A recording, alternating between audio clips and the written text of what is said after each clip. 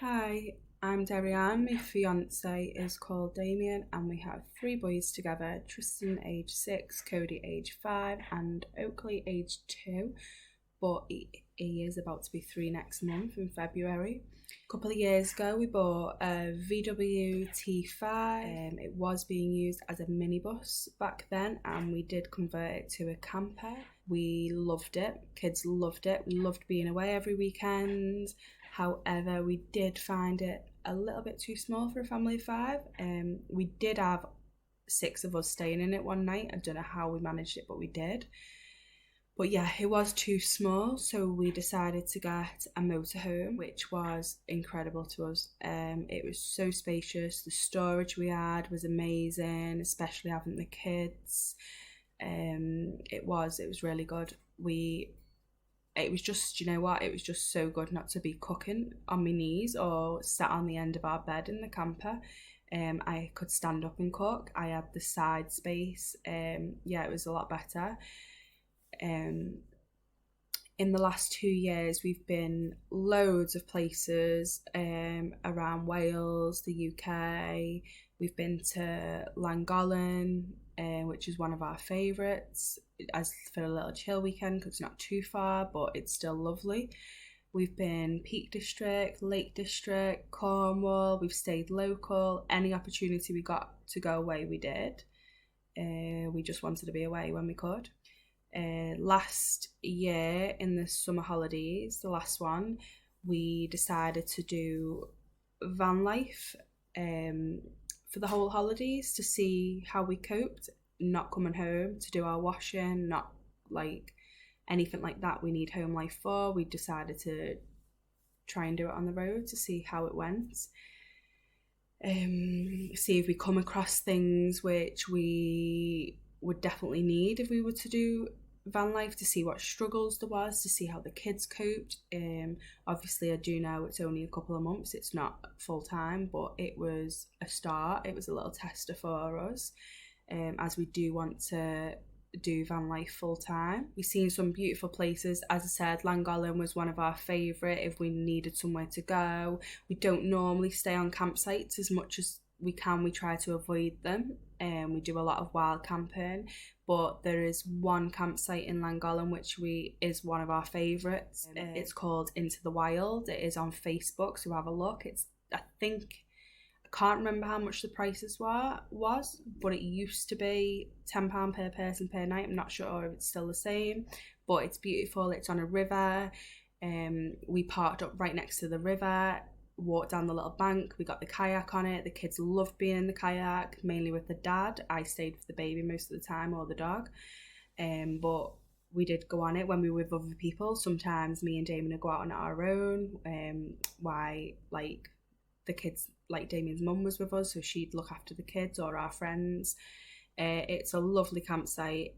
It's great. We do, obviously, as I said, we do mainly do wild camping, so there is another spot in Llangollen where we'd spend maybe one night on that campsite, then we go to our wild spot, which is in the mountains. The view's incredible. It's amazing. Also, if you're around Wrexham, the aqueduct, incredible walk going over that bridge. Bit scary, it's really high, but the view is amazing, so I'd definitely say do it if you can do it. We stay on a little canal part a bit further down from it, and we just walk up the canal and then up to the aqueduct. It's a lovely walk, long walk. The kids' legs were aching that night. I think we were walking for about 5 hours from where we stayed, from there and back, which is a big walk for the kids because they're so young, but they did enjoy it.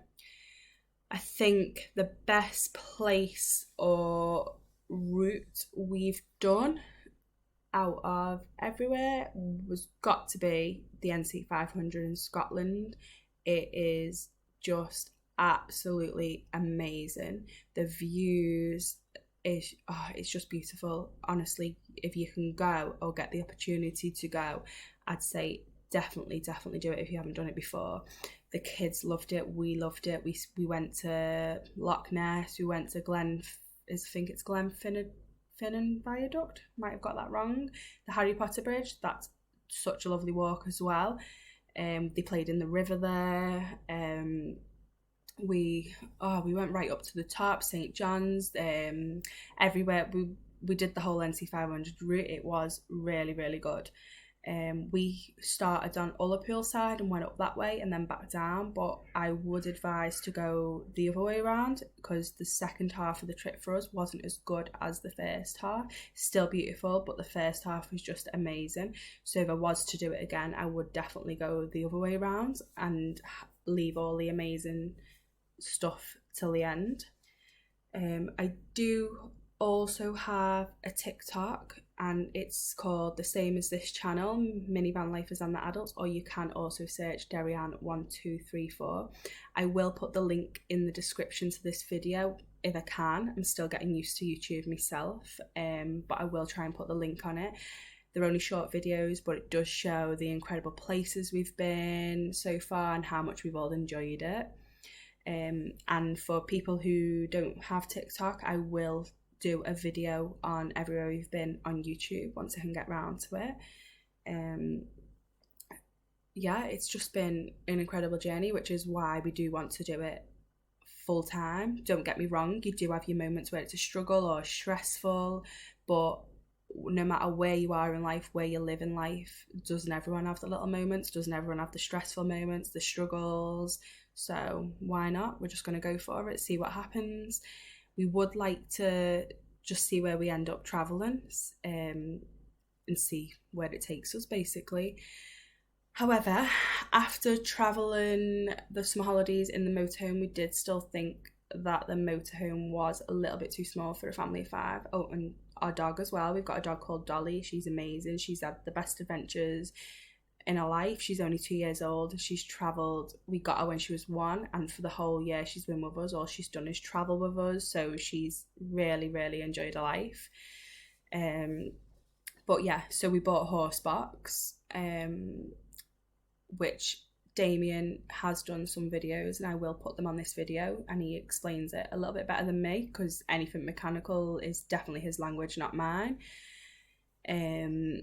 So I will put them on the video, but we have started to do a bit of work on it, and hopefully we are aiming for it to be ready by the end of July when the kids finish this year in school.